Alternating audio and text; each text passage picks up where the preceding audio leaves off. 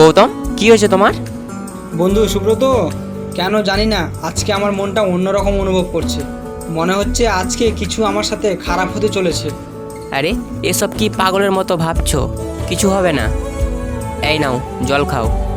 ঠিক আছে, আমার দেরি হয়ে যাচ্ছে, আমি আসছি।